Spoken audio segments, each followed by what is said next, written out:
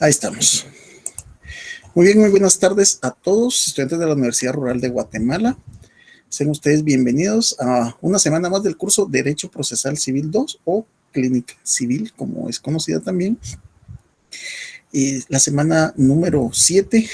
Para algunos, en su orden, les explico esto porque a veces les ocasiona un poquito de confusión. No, ahorita toca la clase 6. No, la clase 6 es su examen que va a ser la otra semana. Entonces, esta semana se da la clase 7, la otra semana se da el examen y la siguiente es la 8 y continuamos todo normal, como que no ha pasado nada. Y tenemos para hoy el tema de el último de los juicios o procesos de conocimiento. También les he indicado que en el drive ya tenemos, en el drive de la página ya tenemos cargado un juicio.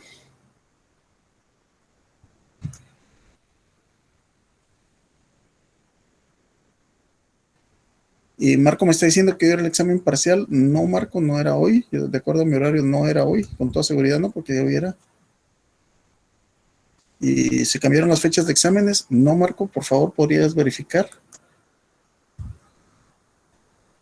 Y la compañera Jennifer Ramírez me está indicando que sí se puede descargar el proceso. Entonces, el proceso del juicio sumario, eso me interesa bastante. Que lo tengan ya a mano. El juicio sumario de desocupación. Ok, ya lo tengo también aquí cargado para cuando toque verlo en clase y que lo analicemos. Está grandecito, pero vamos a tocar las partes más torales que tenemos que entender hoy. Ok, damos inicio entonces. Un juicio sumario. ¿Qué es un juicio sumario? Recordarán ustedes que hemos platicado ya varias veces. Yo soy bien repetitivo, pero a final de cuentas, tengo entendido que, bueno, dicen los científicos que hay 7 tipos diferentes de inteligencia. De esa cuenta hay unas personas que tienen una inteligencia matemática, otros tienen una inteligencia un poco más abstracta en la que entramos los abogados y notarios por ese gusto por la lectura.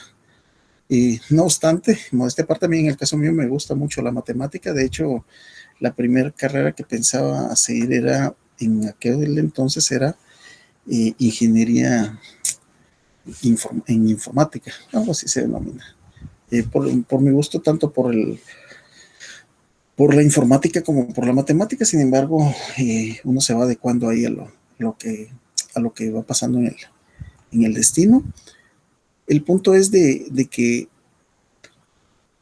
las formas en que muchas personas aprenden, y muchas veces algunas personas les critican el no ser buenos para matemática, pero realmente su destreza a veces es en las artes, su destreza es en organización, diferentes inteligencias que manejan, esa inteligencia emocional que le denominan.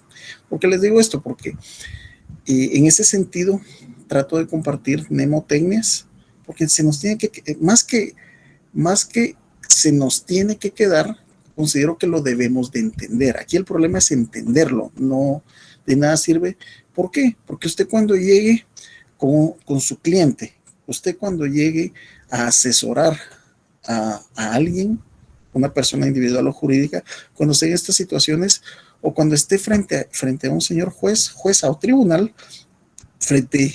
hoy en día como se sienta uno y tiene las camaritas de los señores magistrados de la Corte Suprema de Justicia en una vista de un amparo, pues créame que no le van a hacer, a ver, dígame licenciado, licenciada tal y tal, dígame cuál es su definición de juicio sumario. No se lo van a decir así. Ustedes van a tener que argumentar y para eso van a tener que entender.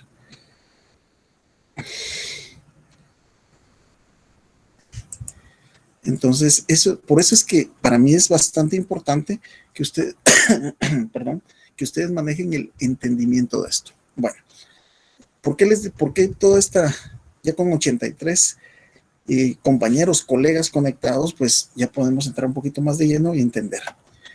Desde el principio he manejado que tenemos que conocer nuestros códigos, de verdad, lo importante que es conocerlos. Miren, En la medida que los conozcamos, lógicamente los tenemos que leer, lógicamente los tenemos que estudiar, pero tenemos que conocerlos de primero. Y les voy a hacer una analogía también bien sencilla. El vehículo que utilizamos, desde vehículo, motocicleta. Cuando nosotros utilizamos un vehículo casi todos los días y de repente nos empieza a hacer un ruido diferente, nos está avisando algo. Es muy extraño que un vehículo de la noche a la mañana se quede. Los vehículos empiezan a avisar. Soy hijo de mecánico, que en paz descanse mi padre, y él eso me decía, los carros, y mi papá decía, los carros va a llegar el momento, pero les estoy hablando de pláticas de principio de los 80s, que van a sacar así, él lo decía, una pantallita que te va a decir, mira, te estás quedando sin aceite, pues situaciones de esos avisos que dan. ¿Por qué indicó esto? En esta evolución tenemos que ir entendiendo que los, los juicios, para conocerlos, tenemos que conocer nuestra ley. Después debemos de entenderlos y así, la parte más importante que van a hacer ustedes es entender y solucionar problemas con eso. ¿Por qué? Porque su cliente no le va a decir, mire, vengo que me interponga un juicio sumario por el tema de un arrendamiento. La gente le va a decir, mire, fíjese que estoy hasta acá de mi inquilino, ya no hay cómo sacarlo. O al revés, la gente va a llegar y les va a decir, mire usted, fíjese que esa señora, hicimos un contrato, le valió, y ahora me quiere sacar y ya me cambió la chapa y ahora yo no puedo entrar al lugar que estoy alquilando y yo estaba al día en mis pagos. ¿Qué hago? Esa es la pregunta que le van a llegar a ustedes. Así, y la gente quiere respuestas ya, y la gente hoy en día, con la cantidad de, bueno, realmente el código de ética, si vamos a lo que es, lo denomina competencia desleal, estarse anunciando en ciertas vías, pues yo no lo comparto porque para cuando se creó el código de ética no existían los sistemas de mercadotecnia digital que existen hoy en día, pero bueno, cada quien busca la forma de cómo ganarse la vida. Y entonces le dicen a uno eso, no sé, por decirles, mire, lo primero que le preguntan al abogado y notario, sea en su función de abogacía, sea en su función de notariado, es cuánto cobra por. El asunto es que no se pueden dar tarifas exactas por un mismo servicio, por una misma situación, porque cada situación es diferente. Entonces no es lo mismo que digan un caso de arrendamiento de un local ubicado en X edificio, ¿verdad? Al arrendamiento de un lugar dentro de un centro comercial donde la persona firmó un contrato de adhesión. Recordemos lo que es el contrato de adhesión, aquel que es hecho por una de las partes y muy a su beneficio, y la otra persona solo firma. Bueno, entonces entendamos. Conclusión, hay que conocer bien nuestro código y recordemos, libro 1, estamos hablando del decreto ley 107, Código Procesal Civil y Mercantil, y hagan este ejercicio, háganlo, de verdad, tomen su ley. A estas alturas ustedes deben de saber, yo ya sé que tengo 6 libros en mi código, de los cuales el primero son las disposiciones generales, segundo los procesos de conocimiento, tercero procesos de ejecución, cuarto procesos especiales, quinto alternativas comunes a todos los procesos y sexto las impugnaciones. En la medida que conozcamos eso, fíjense que hasta por así decirles, por ahí viene una pregunta más o menos que les dice cuáles son los procesos que se regulan. Son los procesos de conocimiento que están en el libro 2, procesos de ejecución, libro 3, y los procesos cautelares que están no en el libro 4, sino que en el libro 5, que es la primera parte de las alternativas comunes a todos los procesos. Así de importante es conocer eso y así abarcamos todo. Y por eso desde las primeras clases recibimos algo de disposiciones generales donde está la competencia. Luego tenemos los procesos de conocimiento o de cognición o de cognitio. Y dentro de esos sabemos que son 3 los procesos de conocimiento. Proceso ordinario, que lo conocemos como un proceso prototipo, es decir, el ideal, así la figura, en base a este vamos a hacer los demás. Tal es así que el juicio que vamos a analizar hoy, de hecho, miren, no crean que uno termina de entender muy bien las instrucciones, porque jamás se va a poder comparar el interactuar. Eso sí les digo, uno puede tener el mejor de los deseos de transmitir una clase, ¿verdad? En el caso mío, pues me auxilio de un monitor. Si me miran a veces viendo hacia un lado, pues estoy viendo que todo esté bien. Y cuando les hago un cambio de pantalla para ver si usted lo está viendo, porque a veces yo estaba o no sucede, ¿verdad? No sucede. Como les digo, yo también soy orgullosamente estudiante de la Universidad Rural de Guatemala. Recibo el doctorado el viernes. Por cierto, el otro viernes es mi examen y el mío es presencial. Mitad digital, mitad escrito. ¿Por qué les indico esto?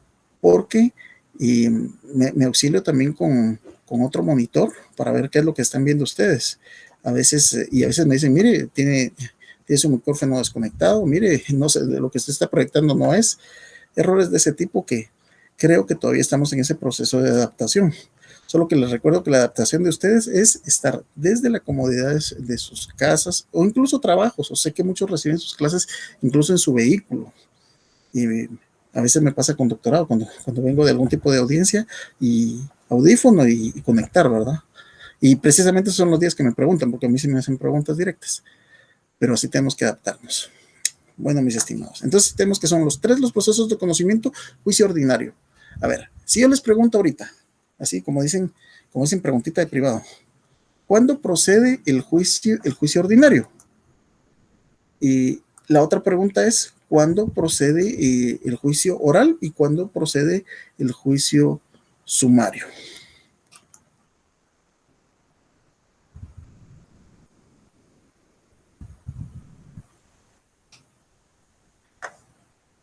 Entonces, ¿por qué les hago esas preguntas? Porque fíjense que hoy me estaba recordando cuando ayudé a algún par de amigas y algunos me están diciendo que no se puede descargar el juicio sumario que subí, pero fíjense que yo lo cargué y yo lo subí. Y lo único es que está bien pesado. Si lo están haciendo desde su teléfono, les va a dar problema. Tal vez les recomiendo hacerlo desde su computadora o cuando lo tengan en su computadora porque está bastante pesado. Son más de 100 páginas de proceso. Les recuerdo que es formato PDF, es equivalente a una fotografía y alcanza mucha memoria.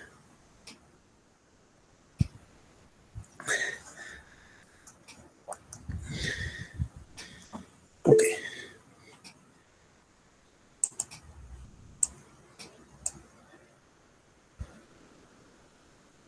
Y los que me están preguntando por el link, es el link que ya tenemos. La compañera Roselia me está preguntando por este. Alguien que lo tenga, que se lo comparta ahorita, porque no quiero tomar el tiempo en eso.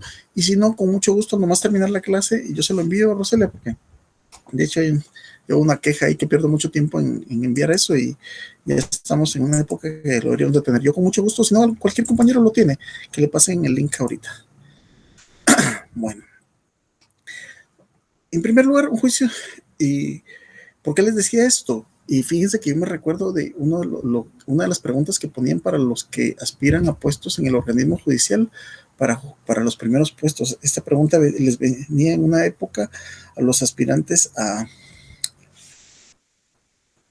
ay Dios mío, para oficiales y para el primer puesto, ay, no me recuerdo ahorita cómo se llama el primer puesto en el organismo judicial, y venía esa pregunta. Diga los casos de procedencia del juicio sumario. Diga los casos de procedencia del juicio ejecutivo en la vía de apremio. Es una de las preguntas para aquellos que les interese, pues es algo que debe de saber las personas que están ahí. Juicio sumario. En primer lugar, tenemos que entender que es un proceso de conocimiento. Es un proceso de conocimiento. Eso lo tenemos que tener bien claro. Es un proceso de conocimiento que procede cuando lo señala la ley. Entonces tenemos que sabernos los casos de procedencia. Una de sus principales características es la de ser breve y concentrado.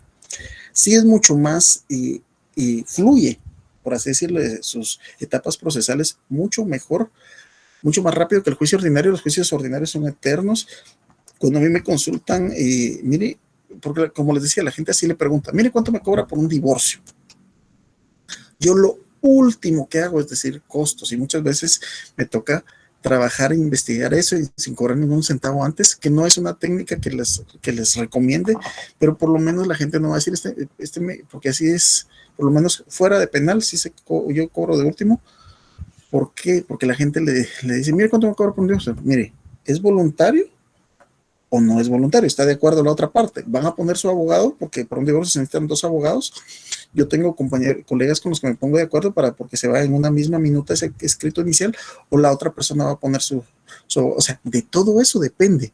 Otra cosa, ¿dónde está? Y por eso es que uno debe saber las competencias, ¿verdad? Si la mujer va a pedir el divorcio, ¿verdad? Pero ella está sentada en el municipio de Guatemala y la otra persona está en el municipio de Zacatepeques, ¿dónde va a ser el lugar competente?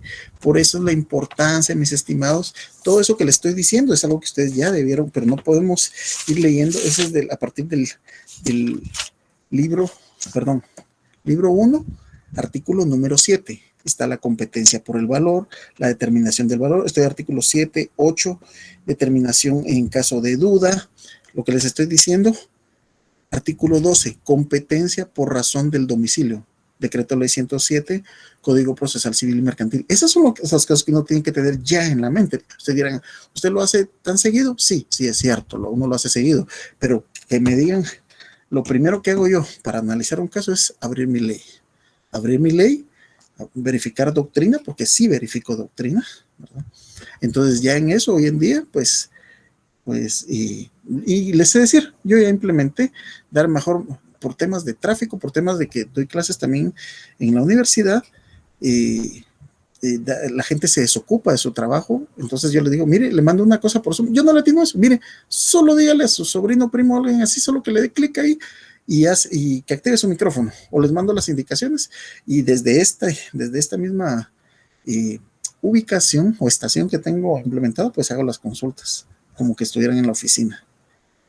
Entonces ahí podemos ver cuando es por razón del domicilio, ¿verdad?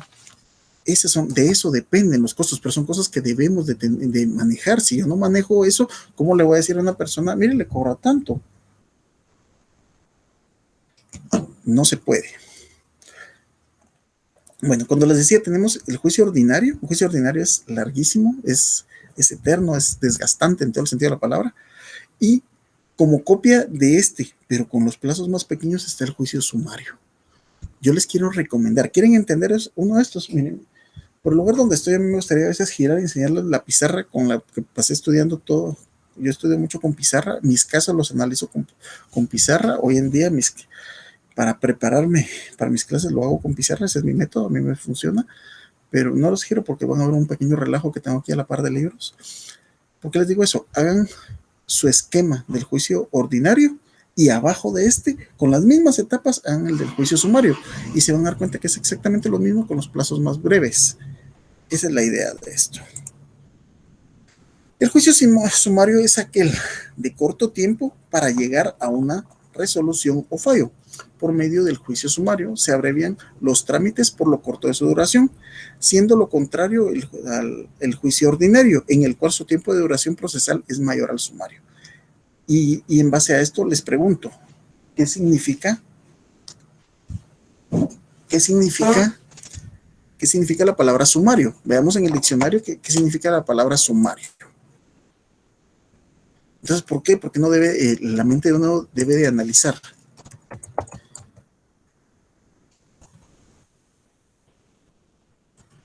Ok. Sumario es aquel que es más corto. Y de acuerdo al diccionario nos indica que está expresado en forma breve y concisa con pocas palabras. Y cuando nos referimos al juicio, que prescinde de ciertas formalidades legales. Pero aquí lo que más debemos de rescatar de esto es de que es de forma breve y concisa.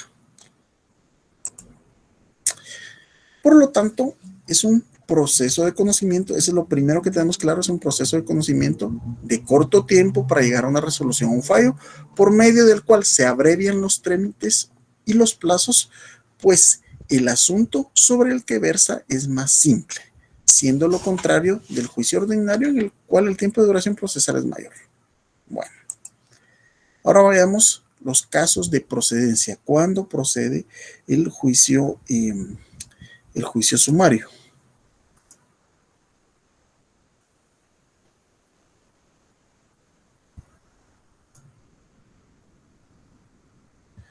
Aquí me indican que no han podido ingresar. Vamos a... El compañero Eddie Morales. Si mal no estoy, dice el que me indicó que era de Puerto de San José. Yo les hacía la pregunta, ¿cuándo procede el juicio ordinario? ¿Cuándo procede el juicio oral? ¿Y cuándo procede el juicio sumario? Son cosas. El juicio ordinario es el que procede, no tiene una tramitación especial, como el caso del oral y el sumario, artículo 96. Muchas gracias, Eddie.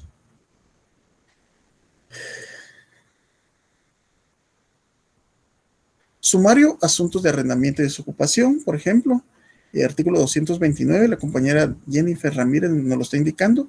Ordinario, todos los que tengan señalado una tramitación en el artículo 96. Oral, el juicio oral de alimentos. Pero solo, Jennifer, aquí me están dando una de las respuestas. Y recordemos que tienen varios casos de procedencia cada uno de estos. Vamos a analizar lo que nos corresponde ahorita del juicio sumario. Que entendamos cada una de estas causales, que son 6. Necesito que los tengamos bien claro, por favor.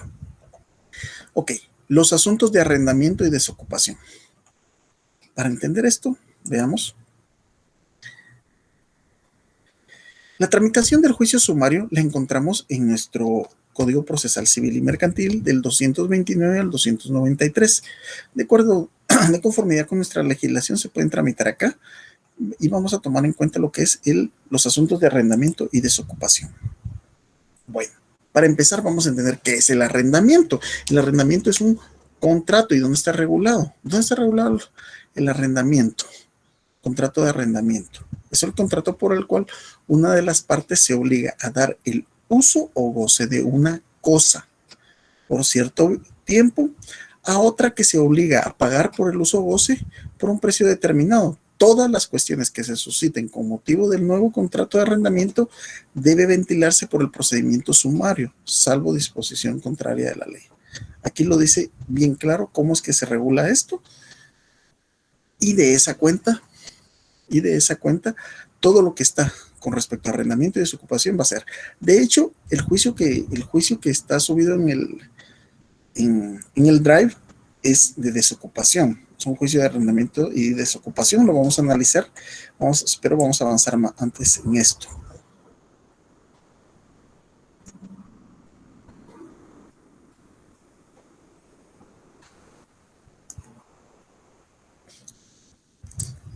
Con respecto a esto, la demanda de desahucio puede ser planteada, en primer lugar, por el propietario. En segundo lugar, por el que ha entregado un inmueble a otro con obligación de restituírselo. Por los que comprueben tener derecho de poseer el inmueble por cualquier título legítimo, el desahucio afecta al arrendatario, a los subarrendatarios y a cualquier otros ocupantes del inmueble por cualquier título. Bien, ese es el caso de procedencia A. Vamos a pasar al caso de procedencia B. La entrega de bienes muebles que no sean dinero. Este es otro caso en el que debemos de interactuar.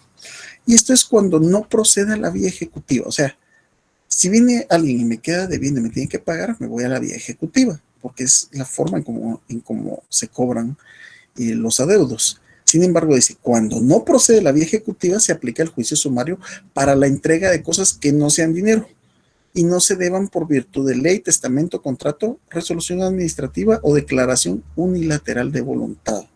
La obligación de entregar debe acreditarse en forma documental. ¿Verdad? Aquí no es, él dijo que me iba a pagar, no se trata de eso. Tenemos también lo que es la rescisión de los contratos. Bueno, para empezar, si vamos a hablar de la rescisión de los contratos, es de qué va a pasar algo a los contratos. Y ustedes ya tienen que saber de memoria qué es un contrato. Por ahí tienen que haber, vamos a ver, 1517, Código Civil. Hay contrato cuando dos o más personas convienen en crear, modificar o extinguir una obligación. 1517, si no estoy, no me recuerdo muy bien. Pues sí. Bien. Pregúntame, pues. Son los que uno debe de tener en la mente, mis estimados. Artículo 1517 del Código Civil. Solo estamos recordando qué es un contrato. Y esta es como les digo, si a ustedes les preguntan en su examen técnico profesional, a ver, dígame qué es un contrato. Hay contrato cuando dos o más personas convienen, vamos a leerlo acá. Hay contrato cuando dos o más personas convienen en crear, modificar o extinguir una obligación. Ese es un contrato. Pero eso es lo que regula la ley. Dime otra definición. Se puede dar otra definición, ¿verdad? Es un acuerdo de voluntades por medio del que cual y dos personas convienen en, por un lado, crear una obligación a base de una contraprestación durante un tiempo estipulado. Ahí, miren, les improvisé una definición. Lo que pasa es que por eso es que cuando se examina, se realiza un examen técnico profesional, uno entre las cosas que evalúa, o sea, contestó o no contestó, pero no es de que contestó o no contestó, tiene lenguaje técnico jurídico para que hable. Fíjense que la vez pasada en una asesoría que doy, me tocó explicarle a unas personas y una era gerente financiera, la otra era gerente de recursos humanos y ninguna de las dos personas eran, no solo no eran abogadas y notarias, muy expertas en su materia, pero tenía que explicarles una situación jurídica.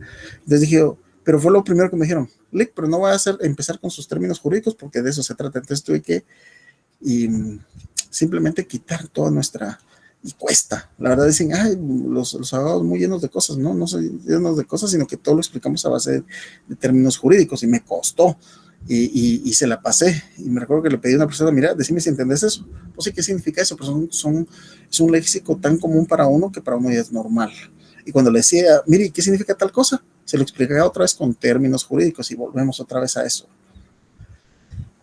Entonces, ya sabemos que hay contrato cuando dos o más personas convienen en crear, modificar o extinguir una obligación.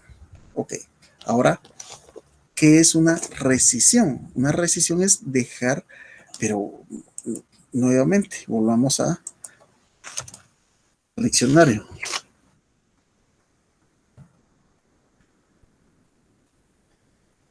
Definición de rescindir. Dejar sin efecto un contrato u obligación legal. Tan sencillo como eso. Entonces, este es un caso de procedencia cuando vamos a dejar sin efecto un contrato. Entonces, procede asimismo el juicio sumario en las demandas de rescisión de contratos que el acreedor haya cumplido con su parte. La acción para pedir la rescisión dura 1 año. Prescripción, ojo con eso. Contados de la fecha de la celebración del contrato, salvo que la ley fije otro término en casos especiales. Vamos viendo las 3 primeras causas de rescisión de procedencia del juicio sumario.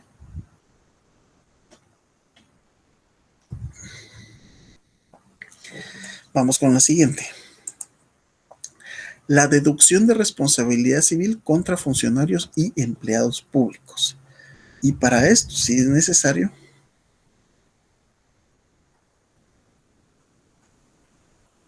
nuevamente me están indicando que tienen problema para entrar al Drive. Vamos a verificarlo al momento de que terminemos el desarrollo de la presentación para pasar a eso, ¿verdad? Arrendamiento.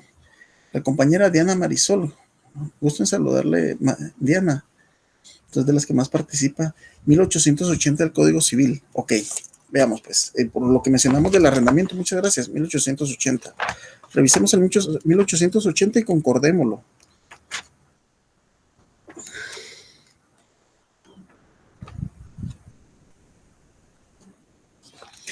Efectivamente, artículo 1880, el arrendamiento es el contrato por el cual una de las partes se obliga a dar el uso o goce. Aquí tenemos el fundamento del Código Civil. Ahora, les pregunto, en el Código de Comercio tenemos arrendamiento. Les invito a que tengan su código, no obstante que este curso se llama Derecho Procesal Civil 2, pero ahí está inmerso el mercantil, no podemos obviarlo. Muchas gracias, mi estimada Diana Marisol. Y José Portillo.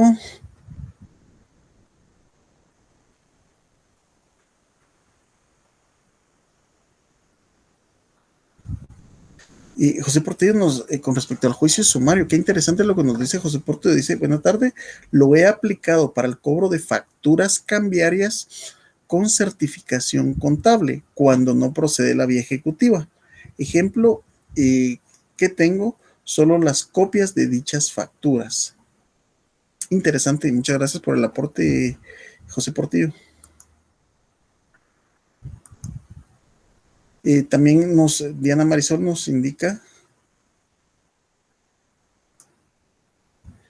sobre la rescisión de los contratos, artículo 1579 del Código Civil. Es muy importante que concordemos y tenemos que manejar si manejamos procesal civil, tenemos que tener a la par nuestros códigos sustantivos. Muchas gracias. La rescisión se encuentra fundamentada en 1579 del Código Civil. Efectivamente, también René Vides nos lo indica. Ok, entonces, cuando hablamos de la deducción de responsabilidad civil contra funcionarios y empleados públicos, es importante, para empezar, que tengamos claro quién es un funcionario público. ¿Por qué? Porque solo a esto les aplica. Cuando ustedes dirán, ¿qué tiene que ver el ejemplo de penal? Pero es que así es. Cuando me llaman personas que han sido o son funcionarios públicos y me dicen, mire, ¿será que me pueden acusar de X delito? Ok, verificamos. Primero, ¿usted es funcionario público? Sí. Le hago la pregunta, ¿por qué? ¿Por qué me dice que usted es funcionario público? Pues porque, ok, entonces es de convencer. Y ahora les pregunto, hay un montón de situaciones que definen si una persona es o no funcionario público. Pero una de las principales leyes que debemos de analizar para ver si una persona es funcionario público es la ley de probidad. La ley de probidad, decreto 89-2002 del Congreso de la República, que se denomina Ley de Probidad y Responsabilidades de Funcionarios y Empleados Públicos. Ok, para esto nos vamos al artículo tercero, funcionarios públicos. Les repito, la ley es Ley de Probidad se llama Ley de Probidad y Responsabilidad de Funcionarios y Empleados Públicos. Y esta nos indica, entre otras cosas, el artículo tercero. Para los efectos de la aplicación de esta ley se considera funcionarios públicos todas aquellas personas a las que se refiere el artículo 4 de la misma, sin perjuicio de que se les identifique con otra denominación. Y el artículo cuarto indica lo siguiente.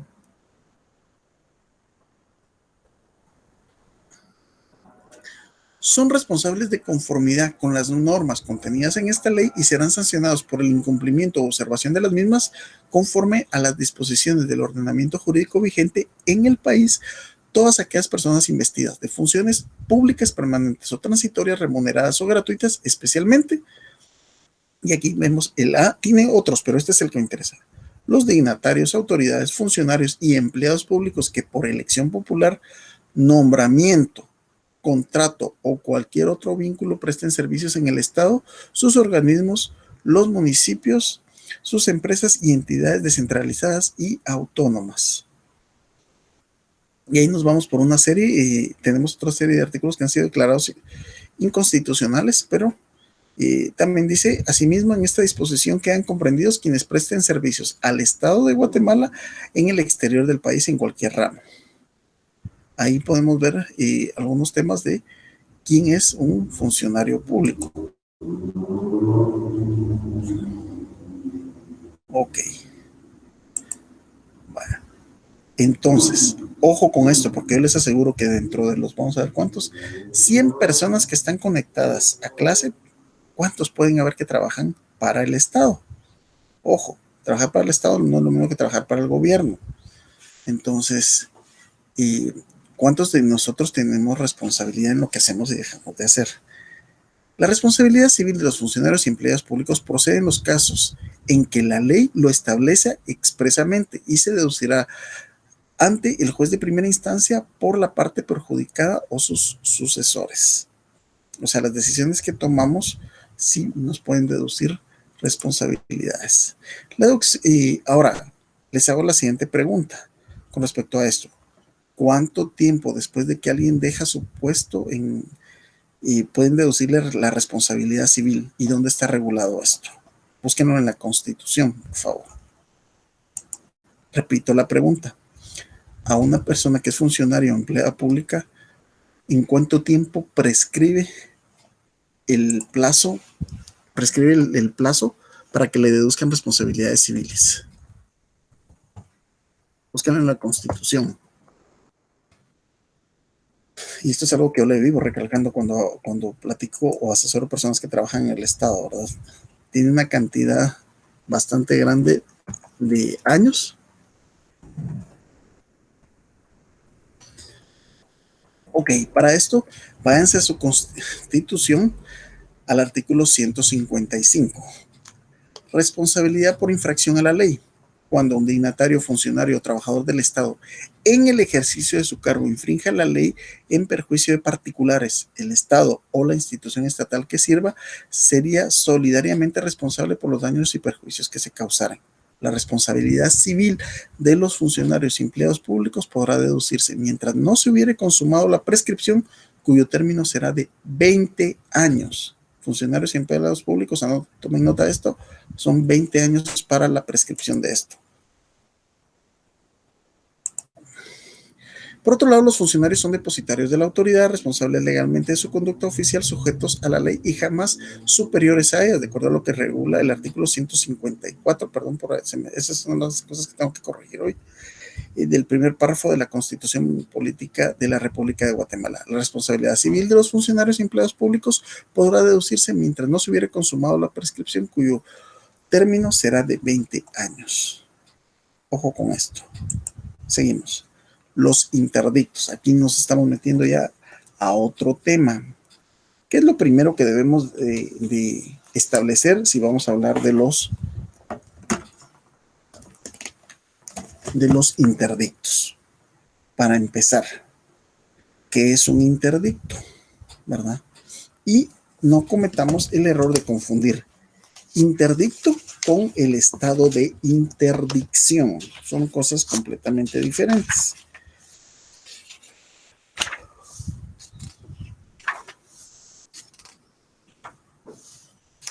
Ok. Bueno, lanzó la siguiente pregunta. ¿Qué es el estado de interdicción?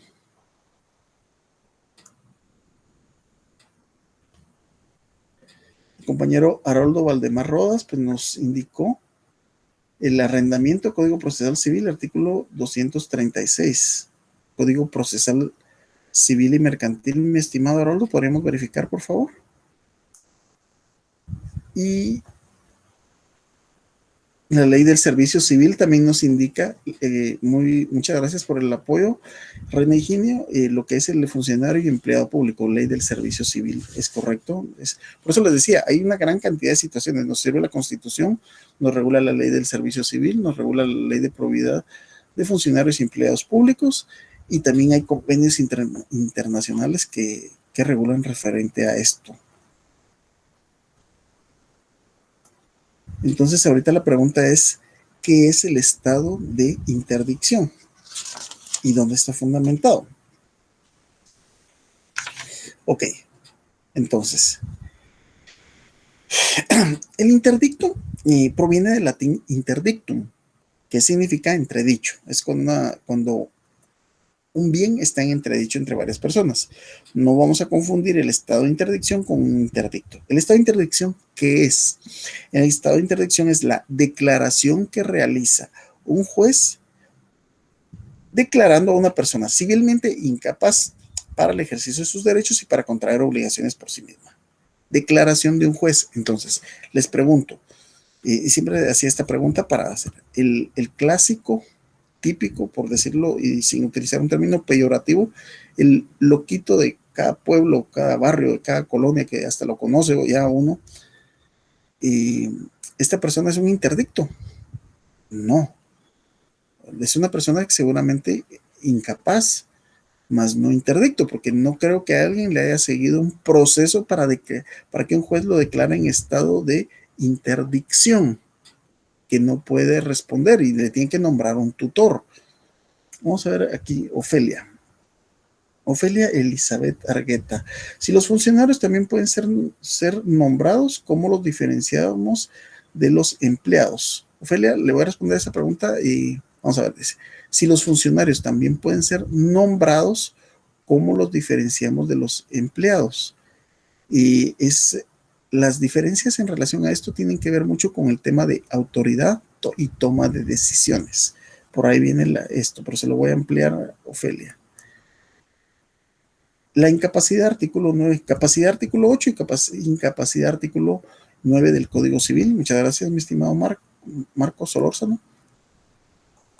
Bueno, entonces estamos con los interdictos y ahora el interdicto es un proceso sumario, proceso corto o breve, dirigido a proteger la posesión de un bien inmueble.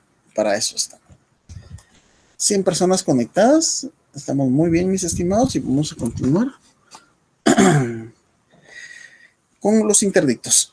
Estos se rigen por una serie de principios que les dan un carácter especial y tienen diligencias que les son peculiares. Por su naturaleza, los juicios sumarios provisionales, ya que mediante un procedimiento breve y sencillo, interinamente, hay cuestiones de hecho respecto a los bienes inmuebles y de ninguna manera afecta cuestiones de propiedad ni de posesión definitiva. Tenemos que tener bien claro esto. La manera en que afecta las cuestiones de propiedad ni de posesión definitiva. En esta clase de juicios no se resolverá cosas sobre propiedad. Recordemos qué es propiedad, definición de la propiedad, ¿verdad? Es aquello que se acredita por medio de un justo título. Ese término lo tienen que manejar bien en propiedad. ¿Qué es un justo título? Las acciones interdictales solo podrán interponerse dentro del año siguiente a la fecha que ocurrió el hecho que las motiva. Ok. Dentro de los... Ahora bien, ¿cuáles son los interdictos? Porque aquí ya no estamos pasando la F, ¿no? ¿Cuáles son los que por disposición de la ley? Bueno, ¿cuáles son los interdictos? Ok. ¿Cuáles son las clases de interdicto? En primer lugar tenemos el de amparo, de posesión o de tenencia. ¿Cómo se le llama a este en la doctrina? En la doctrina se regula como interdicto de retener la posesión. Interdicto de retener la posesión, y este procede en contra de la persona que pretende despojar al poseedor de su posesión.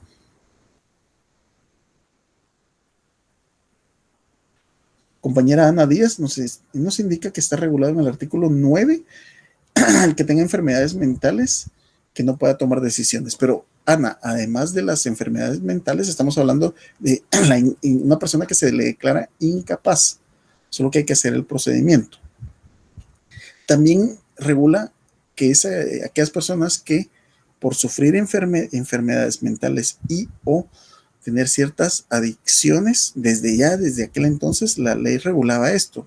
Por aquellas personas que padecían de ciertos vicios ponían en entredicho en grave riesgo el patrimonio de una familia. O sea, un padre de familia que por sus vicios llega a vender su vivienda, su casa, o sea, ponen en entredicho.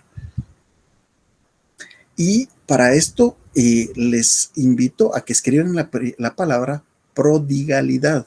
Prodigalidad, y que me digan cuál es el significado de prodigalidad. Gracias, Ana. Y el artículo 9, efectivamente, lo que es la incapacidad. Y el artículo 249 del Código Procesal Civil y Mercantil me está indicando la compañera Diana Marisol. Mis estimados, aquí son casi los mismos los que participan, y les agradezco muchísimo, y de eso se trata, y les aseguro que de algo les tiene que servir. Los que pues no muy les gusta, pues los invito a que participen un poquito. De eso se trata todo este relajo que tengo yo ensamblado acá. Ok, los interdictos, estamos hablando del artículo 249, tal y como nos lo dice la compañera. Ahora vamos a ver con respecto a esto. Aquí estamos. Estamos con el primero de los interdictos. Este procede contra las personas que pretenden despojar al poseedor, ojo, poseedor, no propietario, poseedor de su posesión. Acá no han desposeído de la posesión, en otras palabras, no le han quitado la posesión del bien inmueble. Vaya. Fíjense que les voy a hacer un pequeño ejercicio mental para que entendamos esto. Veamos pues. ¿Qué juicio procede Necesito que lo analicen, por favor. Necesito que lo analicen. ¿Qué juicio procede si a una persona se ve alterada su propiedad? Le quieren quitar su propiedad. ¿Qué juicio civil procede y su fundamento? Segundo, ¿qué juicio procede si alguien se ve afectado en su posesión? Repito la pregunta. ¿Qué juicio procede si alguien se ve afectado en su propiedad? Y la otra, ¿qué juicio procede si una persona se ve afectada en su posesión? Son dos casos diferentes. A ver, quiero leer respuestas.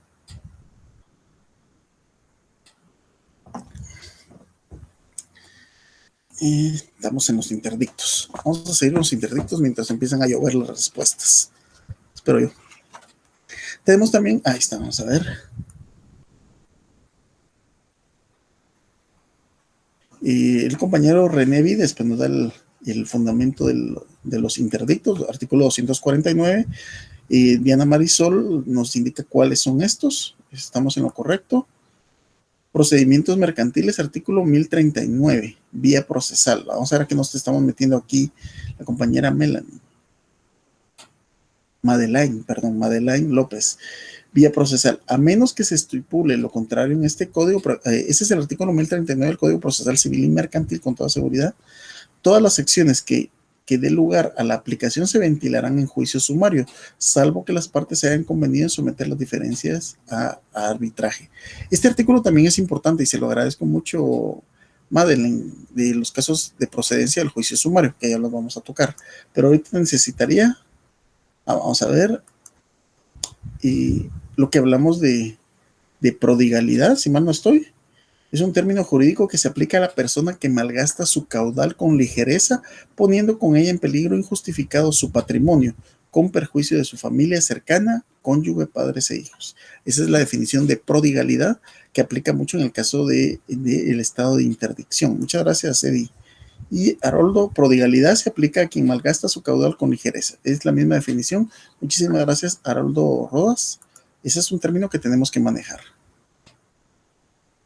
Igual la compañera Jennifer Thais Ramírez también nos da la misma definición. Muchísimas gracias. De eso se trata, que Manuel Fernando, la misma definición en relación a prodigalidad.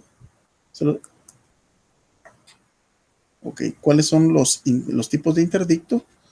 De acuerdo al artículo 249. Muchas gracias, Evelyn Stephanie Rosales.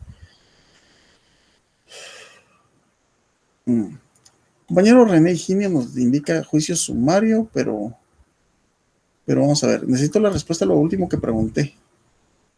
Ofelia nos indica también lo de prodigalidad, pero les voy a dar la respuesta porque no se trata de dejarlos con la duda, porque no veo que alguien la tiene.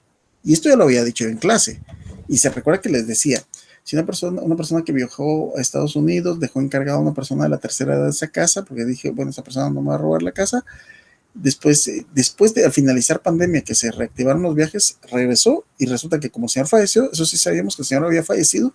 De hecho, llegaron las autoridades a abrir la casa porque el señor ahí falleció en esa vivienda y después se quedó cerrado. Cuando regresó el señor, él murió a mediados de la pandemia el año pasado y él le encargó a otra persona que pues solo llegara a cerrar después de que sacaran al señor de ahí, pero ya no metieron a nadie y cuando regresó, si mal no estoy, no sé si fue a finales del año pasado, a principios de esto, que se reactivaron los vuelos y la persona vino y ya encontró a alguien en su casa.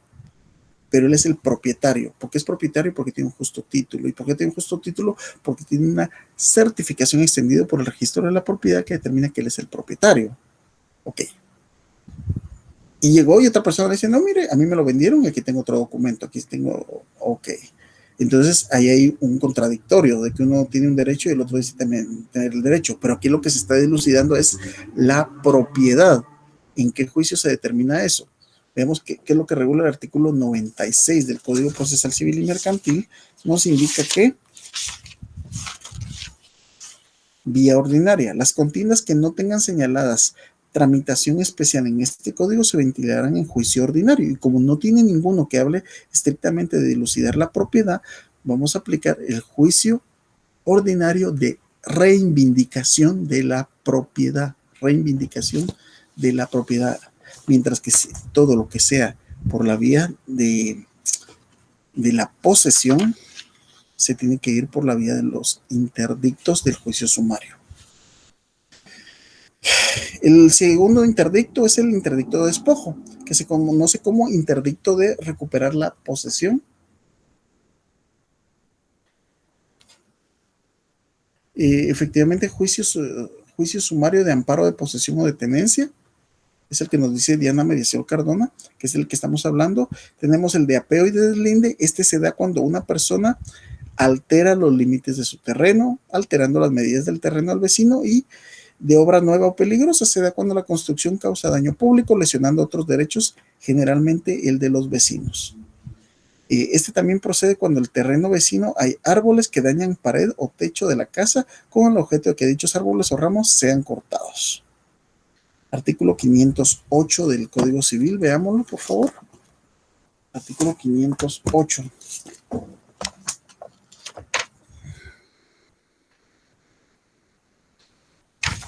Árboles medianeros, los árboles que crecen en el seto medianero se reputan comunes a cada uno de los propietarios. Tienen derecho a pedir que sean cortados, probando que alguno de algún modo le dañan, pero si sirven de lindero o forman parte de una cerca, no deben cortarse ni sustituirse sino de común acuerdo. Entonces, aquí este artículo menciona la palabra seto. Un seto es una cerca hecha de palos o de varas. Eso es un seto. Muy bien, seguimos.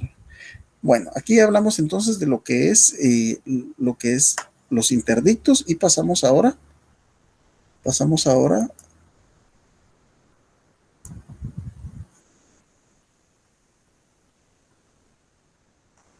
a lo que es el último de los causales, el F, los que por disposición de la ley o por convenio de las partes deban seguirse en esta vía. Entre los casos por disposición de la ley podemos citar los procesos especiales de jurisdicción voluntario, que eso está en el libro 4 o cuarto del Código Procesal Civil y Mercantil, respecto a la ausencia y muerte presunta. Pueden obtener la administración de los bienes del ausente los que se crean con derecho a ellos, según el Código Civil. La solicitud deberá publicarse en el Diario Oficial y en otros de mayor circulación. En casos de presentarse oposición, se tramitará en el juicio sumario. Artículo 416. Estamos poniendo otros casos de procedencia. Tenemos también por convenio de las partes, en el que en este caso se mantiene el principio de que las personas son capaces civilmente de obligarse y pactar en qué vía van a poder resolver sus conflictos. Se entiende que este convenio debe constar por escritura pública y contener la voluntad expresa de los contratantes de utilizar el juicio sumario con el objeto de buscar de la forma más breve a la ordinaria a fin de terminar estas diferencias ante un juez. Tenemos también cuando las partes pueden someterse expresa y tácitamente a un juez competente por razón de territorio, el conocimiento y decisión de un asunto determinado, artículo 2. ¿Y qué nos dice el artículo 2 del Código Procesal Civil y Mercantil? El pacto de sumisión, ¿verdad?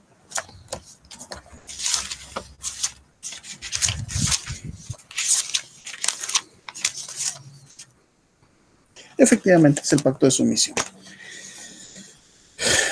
Vemos un par de correitos también. Compañero René nos dice, entonces plantearía una desocupación en juicio sumario. Efectivamente, pero primero tiene que vencer. Ojo, ok, mi estimado René, aquí es lo que nos está preguntando. Lo que nos está preguntando René, me sonríe porque a veces tengo que agarrarle la onda a lo que cada uno va planteando, pero es lo mismo que pasa en clase. Ok, se va a interponer cuando es de propiedad.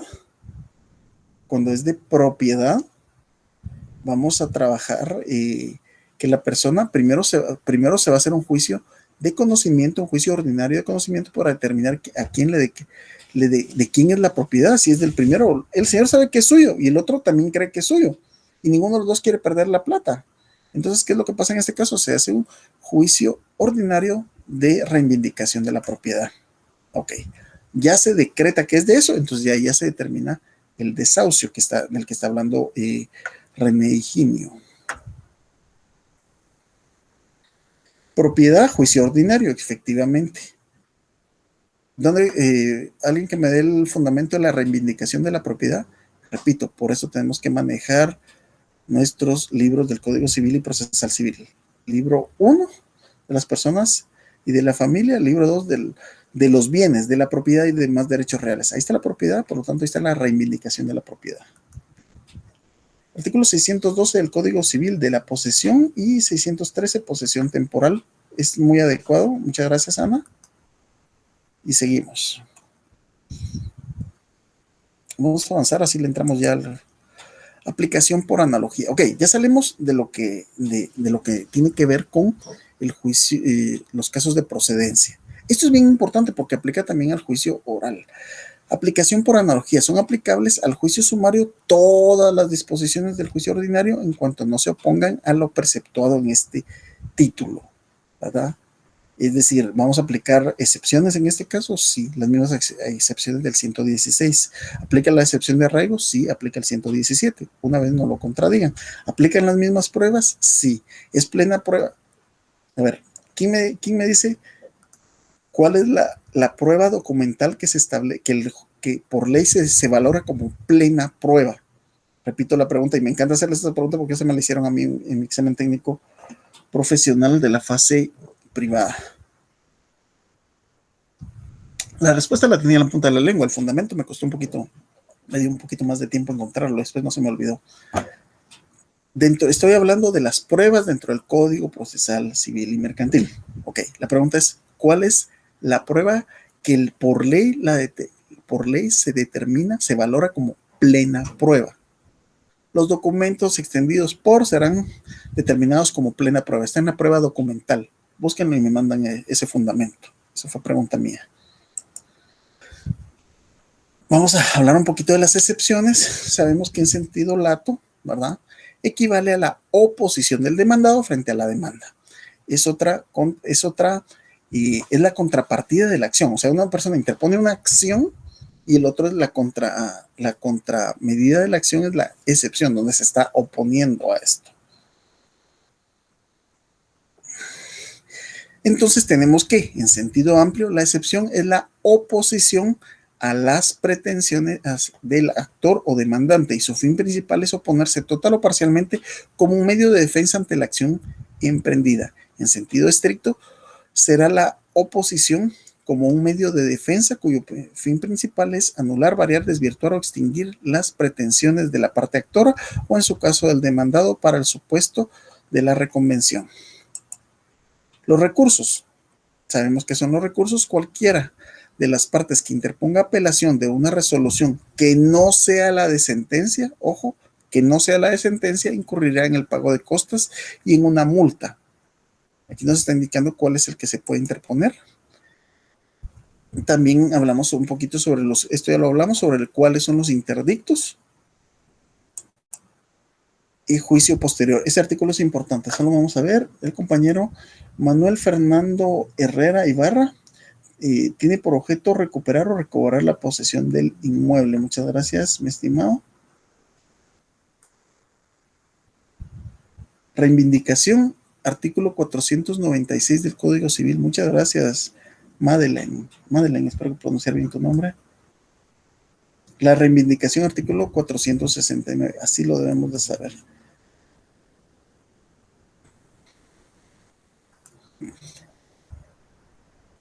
Artículo 186. Ese es el que la compañera Madeleine. Muchas gracias.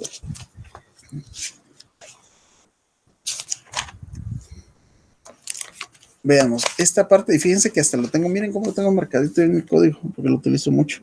Tengo ese gran asterisco ahí. Artículo 186. Los documentos autorizados por notario o funcionario empleado público en ejercicio de su cargo producen fe y hacen plena prueba, salvo el derecho de las partes de redarguirlos de nulidad o falsedad. O sea, pero para eso lo tienen que demostrar. Pero eso de por sí hacen plena prueba. Juicio posterior, artículo 250. El que ha sido vencido en el juicio de propiedad o en el plenario de posesión no puede hacer uso de los interdictos respecto a la misma cosa. El vencido en cualquier interdicto puede, después de hacer uso del juicio plenario de posesión y una vez adquirida esta, no se interrumpirá aunque se interponga demanda de propiedad, sino hasta que haya sentencia definitiva. Ana Díaz, muchas gracias. Artículo 469, la reivindicación de la propiedad, muchas gracias. Y Ofelia, la confesión prestada legalmente, 139. No, mi estimada Ofelia, aquí creo que nos confundimos, es el artículo que dijo los compañeros anteriormente, que es el 469. El valor probatorio nos dice Haroldo Rodas, artículo 139, la confesión prestada legalmente produce plena prueba. Pero se recuerda que, escuchen la pregunta, les dice, ¿cuál es la prueba documental? Y la confesión no es una prueba documental, Haroldo. No, esto no es una prueba documental. La confesión prestada legalmente produce plena prueba. Lo mismo Marco Solórzano, dije, ¿cuál es la prueba documental? Y hasta les dije, búsquenlo dentro de las pruebas documentales, documentos. Por eso no están ahí en lo correcto, si no estaría muy válido. Igual, gracias por participar.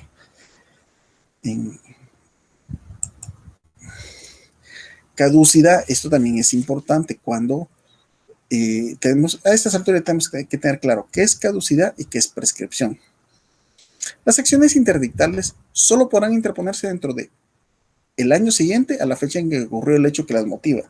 Si el demandante no fuere el propietario, deberá citarse a este dándole audiencia por 3 días.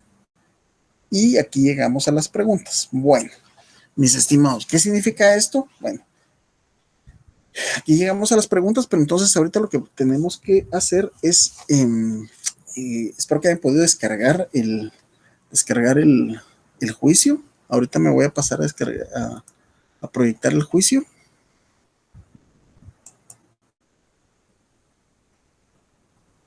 Para que lo analicemos.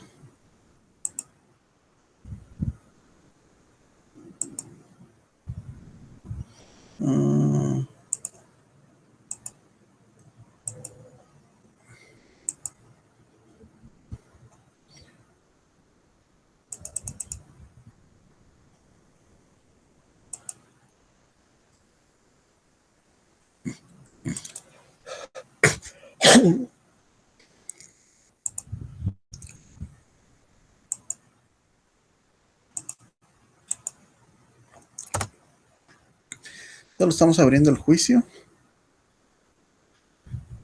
Aquí estamos. ¿Y qué más?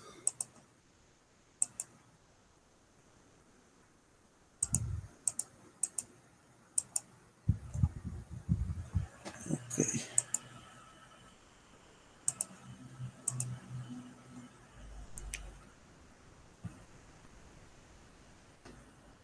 Ok. Tenemos aproximadamente 20 minutos para que analicemos esto. Veamos pues.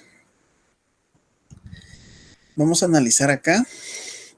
Para empezar, como les decía, yo tengo la seguridad que más de alguno de ustedes es procurador, trabaja en oficina jurídica, ya hace, como dicen, ya hacen sus TANes y solo le firma alguno y que entiende muy bien este tipo de carátulas, pero como fue mi caso, yo no le, más que a penal, yo no le atinaba a esto. Cuando todavía no me había graduado, para mí era marciano, me hablaban de esto, me hablaban de número de expediente, me decían numéralo, yo vivía peleando porque decía, mire, pero la ley no dice que había que numerarlo, ahora ya no peleo yo con la gente, solo cumplo. Vamos, juzgado de primera instancia civil y económico coactivo de Misco. Él es el que tiene la competencia y ya vamos a determinar por qué es que está. Es una competencia en relación al territorio, es una competencia en relación a qué más, en relación a la cuantía y la vamos a ver. Juicio de desocupación y cobro de rentas, competencias de juzgado de paz y es un juicio sumario. Está el número de expediente. En este número de expediente, normalmente, este es el número que corresponde al juzgado. Luego tenemos este número que es el año y luego el que identifica el expediente. Son los 3 números que van. Está a cargo de qué oficial, porque es importante saber a cargo de qué oficial. y porque es la persona que nos puede dar la información del caso. Vamos a hacer caso omiso para respetar acá los nombres de tanto demandantes, demandados y sus respectivos abogados. Y descripción: copia legalizada de la escritura pública, fotocopia legalizada de la certificación con S del Registro General de la Propiedad. Ahí está la fecha de la asignación. Bueno, aquí está el escrito inicial. Recuerden, artículo 61, vayamos chequeando y vamos a analizar. Esta es la parte que me interesa, cómo lo vamos a hacer y qué y por qué es que, y después vamos a analizar esa primera resolución. Bueno, artículo 61, veamos lo que se cumple del artículo 61 acá. 61, 63, 106 y 107.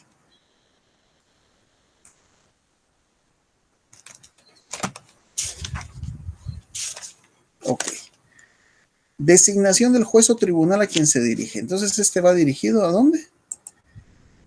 Para empezar aquí, solo es una indicación, pero no dice en ningún lugar que debe de ir ahí, porque lo estamos interponiendo. Todavía no le han asignado un número. Es un juicio sumario de desahucio y es nuevo. Solo es una forma de identificarlo. Usted no va a encontrar nada en el 61, 63, 106 o 107 que indique eso. Es una costumbre que de hecho yo también ya la tomé. Señor juez de paz civil, familia y trabajo del municipio de Misco y departamento de Guatemala. Así se tienen que denominar para que le hayan colocado así. Aquí están estos cheques, como les decía, es donde van identificando a la persona. Todas sus generales indica el lugar para recibir notificaciones, ¿verdad? Dentro del municipio si nos estamos hablando acá del municipio de Misco, aquí tiene que ser el lugar para recibir notificaciones dentro de Misco. Les pongo un ejemplo, yo tengo en la zona 1 de la ciudad capital, Octava Avenida y 20 Calle, pero en Misco no puedo poner esa dirección, tengo que poner una dirección de Misco y pongo la dirección de un amigo que tengo allá, igual en Villanueva, igual no digamos en los diferentes municipios, se tiene que colocar la dirección. Atentamente comparezco ante usted a promover en la vía sumaria juicio de desahucio, optando por el procedimiento establecido en el Código Procesal Civil en contra de las personas que se indican acá, así como de su núcleo familiar, de quienes desconozco su residencia, pero pueden ser notificados en esta dirección de Misco en base a los siguientes hechos. Esa es la importancia de que cuando se hace un contrato de arrendamiento se debe de establecer ahí, señalo como lugar para recibir citaciones y notificaciones esta dirección que es el lugar que están arrendando. Eso seguramente estaba en eso y lo vamos a ver. Me imagino que aquí tiene que estar el contrato de arrendamiento. Hechos. En esta fecha, estamos hablando de 2011, por medio de escritura pública. Vean lo importante de esto. En este caso, se hizo por escritura pública, y aunque lo común es de que se hagan los contratos de arrendamiento, se hagan en un documento privado, autorizado por este notario. Bueno, aquí se está refiriendo a la compra del inmueble. Objeto de este juicio, se lo compró a la señora madre. Este inmueble se encuentra ubicado en este lugar, siempre de Misco. Vaya. Luego, en el momento de celebrar el contrato de compraventa, adquirió el compromiso de solicitarle a los demandados, así como su núcleo familiar, que desocuparan dicho inmueble en una forma inmediata, pero hasta el momento no lo han cumplido. Bueno, o sea, él compró y por eso no se habían hecho. En estas oportunidades he querido entablar diálogo con estas personas. Indican que él es la única propietario del bien inmueble, pero ha fracasado el diálogo y en este caso, hasta el momento los demandados no quieren desocupar mi residencia y tampoco quieren pagar alquiler, y se dan esos casos. Yo tengo un caso de esos que lleva 3 años, mis estimados, y llego y se pospone la audiencia. Así de simple. Es complicado esto. Teniendo ya casi 1 año, 6 meses de habitar el inmueble de mi propiedad, motivo por el cual me ven la necesidad de mandar en la vía sumaria y obtener el desahucio, así como el núcleo familiar. Fundamento de derecho, artículo 229, los asuntos de arrendamiento y desocupación, que es en los casos de procedencia. Tenemos del 237, regula la demanda de desocupación, puede ser entablada por el propietario, por el que la ha entregado. Ven que está sencillito ¿Cuáles son los documentos con los que él está ofreciendo de prueba? Ahora, díganme, ¿dónde está regulado? En el artículo 61 no encontramos nada de prueba. ¿Dónde está el fundamento de que tiene que llevar prueba este primer escrito? Mándenme el artículo, por favor. Ok, seguimos. Documentos. Fotocopia legalizada de la escritura pública, donde él es el propietario. Eso lo está ofreciendo. Luego, fotocopia legalizada de la certificación del historial completo. Y pidió esta certificación para ir viendo el tracto sucesivo que tenía la propiedad. Luego, declaración de parte en forma personal y no por medio de apoderado. Entonces, si está ofreciendo declaración de parte, tiene que ofrecer también la plica. Y ahorita vamos a hablar qué es la plica. Que en forma personal y no por medio de apoderado deberá prestar los señores a estas personas, así como su núcleo familiar, de quienes ignoro eso. De conformidad con el pliego de posiciones que oportunamente presentaré bajo percibimiento de que si dejaran de comparecer sin justa causa serán tenidas como confesas. Reconocimiento judicial que deberá practicarse en el inmueble motivo de la presente litis y sobre los puntos que oportunamente propondré. Declaración de testigos cuyos nombres oportunamente propondré. Presunciones, pero aquí están ofreciendo todo. Fíjense que a mí me enseñaron algo y eso ya lo entendí en el ejercicio de la profesión. Ustedes ofrezcan todas las pruebas, ofrezcanlas todas. Ya en el momento de proponer, pues ahí si quieren ya descartan alguna, pero si ustedes no las ofrecieron y después la quieren proponer, ya no se puede. Ofrezcan todo. O sea, puede ser que mucho de esto, y eso es en todas las ramas del derecho, ustedes pueden ofrecer de todo y después no lo utilizan, pero es mejor no utilizarlo el hecho de que lo van a necesitar y no lo ofrecieron, ya no se puede porque prescribe ese derecho. ¿Qué es lo que solicita? Que se admita para su trámite el presente memorial, que se tenga como lugar para recibir notificaciones el lugar señalado y el abogado director y procurador, que se admita para su trámite, que se notifique. Esto es lo tradicional. Y de fondo, que al dictar sentencia se declare con lugar la presente demanda de desahucio que se promueve en contra de los señores que se indican acá y como consecuencia que se ordene a los demandados la desocupación del inmueble de mi propiedad y se les fije el plazo de ley a efecto de que desocupen el inmueble y en caso contrario se ordenará su lanzamiento a su costa y con las formalidades legales. Se condena a los demandados en costas judiciales por este caso. Y aquí están todos los fundamentos. Aquí está la firma de la persona y en su auxilio el respectivo abogado. Bueno, ¿qué viene después? Bueno, después de esto vienen las fotocopias que él indica que vienen dentro de las pruebas, ¿verdad? Y la legalización de los documentos. Este es de la propiedad. Ajá. Vamos a buscar la resolución. Este es el historial del registro de la propiedad. Vamos a buscar la resolución del juzgado. ¿Esto qué es? Ajá, el historial completo. La legalización. ¡Qué belleza! Vamos a ver. Aquí está la resolución. Por recibido el memorial y documentos adjuntos, se tiene a la vista para resolver el juicio sumario promovido por esta persona, considerando que el artículo 116 de la ley del organismo judicial, toda acción judicial deberá entablarse ante el juez que tenga competencia para conocer de ella y siempre que dé la exposición de hechos. El juez aprecie que no la tiene, debe abstenerse de conocer. Entonces aquí considerando, al hacer el estudio de las actuaciones, esto lo está considerando el juez, o más bien la juez.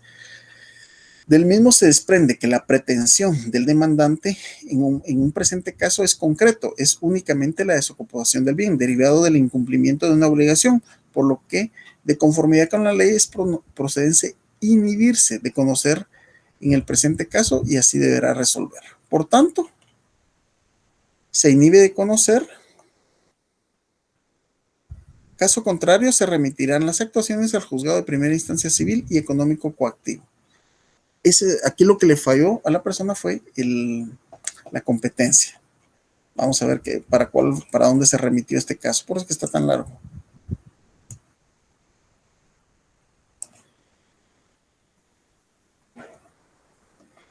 Aquí ya estamos viendo, es el mismo caso.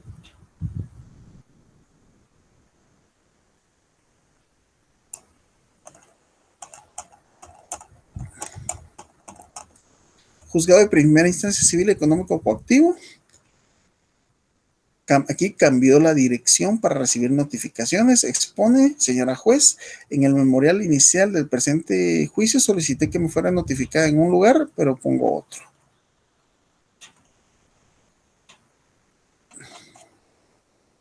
Aquí ya está conociendo este. Por recibido el memorial arriba identificado. Y en cuanto a tomar nota del nuevo lugar para recibir notificaciones, no al lugar toda vez que el mismo es imprecisa, ya que únicamente indica número de lote y no la calle o avenida sobre la cual se encuentra sentado el lote indicado. ¿Cómo se resuelve? Tiene que volver a mandar otra vez eso. Pero es que está largo este, ¿va? Eso que colocó ahí es lo que se conoce como un previo, ¿verdad? Aquí expone, vamos a ver con qué finalidad se presentó acá. Fundamento de derecho. Así necesito que vayamos analizando cada una de las situaciones que pasó acá en este proceso. Así de largo, por eso les digo, por esas razones es que son tan largos. Aquí se tiene por contestada la demanda en sentido negativo, debiendo continuarse el juicio en rebeldía de la parte demandada. Bueno, se abre a prueba el presente juicio por el plazo de 15 días. Vean qué interesante acá. O sea, si la persona no comparece, entonces lo que deben de hacer es, se tiene por contestado en sentido negativo, se va a continuar el juicio en rebeldía de la parte demandada, las personas que quieren ejecutar el desahucio. Vamos a ver, entonces ahorita ya toda la prueba, para que pueda resolver el juez, tienen que presentarla. Juzgado de primera instancia, expediente. Ya quedan unos pocos minutos. Vamos a ver hasta dónde llegamos.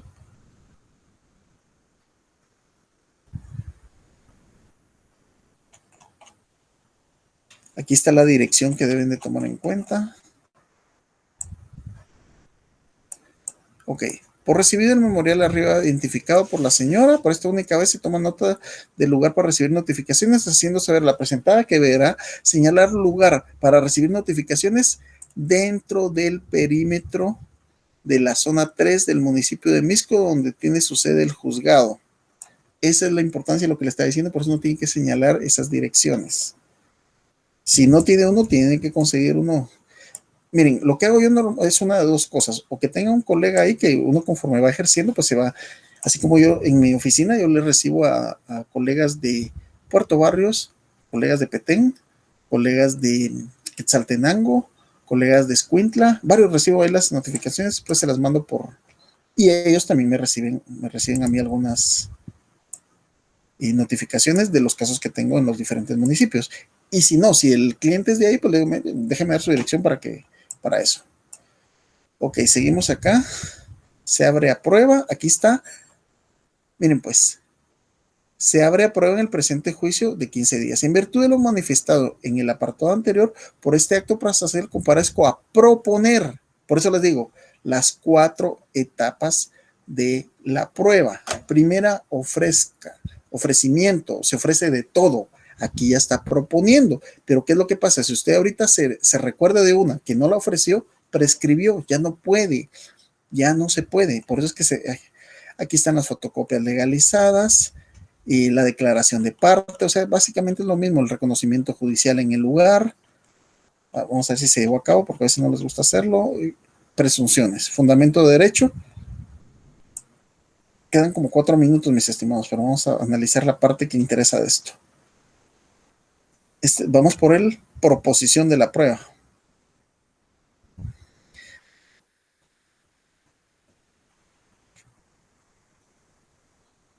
Está bonito este proceso, me gusta.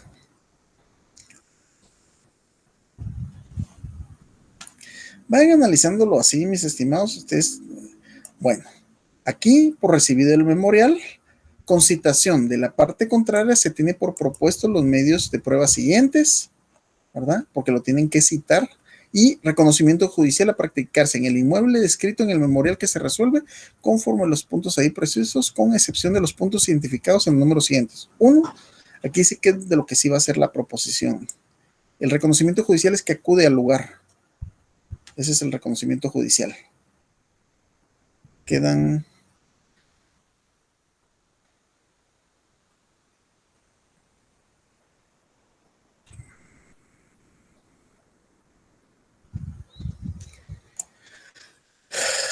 Aquí, nuevamente Dora María, aquí cambió abogada.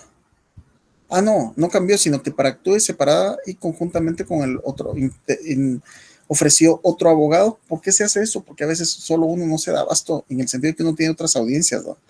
Y es conveniente litigar con otro colega. Por recibido, esto.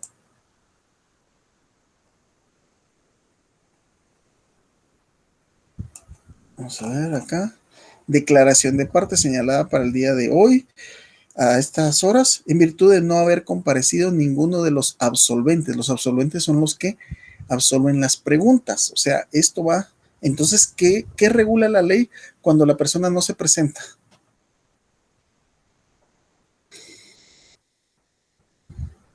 ¿Qué regula la ley con respecto a estas cosas?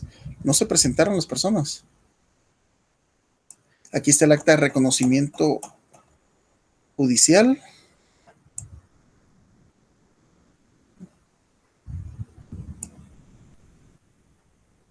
Seguimos con esta persona. Señala la audiencia para que los demandados prestaran declaración judicial. En vista de que los demandados no se presentaron a dicha audiencia y tampoco justificaron su inasistencia, no obstante estar notificados, que se les declare confesos con de las posiciones implica presente, que en su presente oportunidad se presentó. Esto es uno de los principios del derecho procesal civil, que es el principio dispositivo, que se debe hacer a solicitud de parte. Aquí están solicitando, no lo va a hacer el juzgado así por así. Aquí está el pliego de posiciones, aquí están las preguntas que se tienen que tomar como... Y aquí está donde se declaran confesos. Eso le interesa muchísimo. Aquí están las preguntas, las plicas, y se les declara confeso. O sea, todo va del lado de la persona, pero mientras tanto siguen viviendo ahí, fíjense pues. Así de simple, ¿va? Qué triste. Y tengo un par de casitos así, pero uno más duro que el otro. Veamos esta resolución. Declara confeso al señor y a esta señora. Los declara por confesos.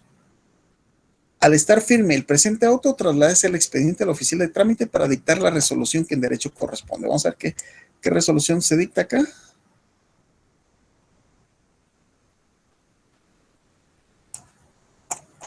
Ya los declararon confesos. Aquí es dirigido al juez en cumplimiento del artículo 195 del Código Procesal Civil.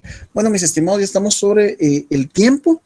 Espero les queda este material para mí muy interesante para poderlo entender. No llegamos ni siquiera a la mitad del juicio, pero así son este papeleo.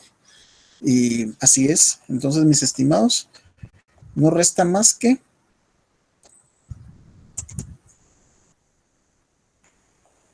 agradecer su presencia. Espero que les vaya muy bien en su examen. Por favor, estudien. Si hay dudas, pues yo ahorita ya no vi si tenemos algunas otras.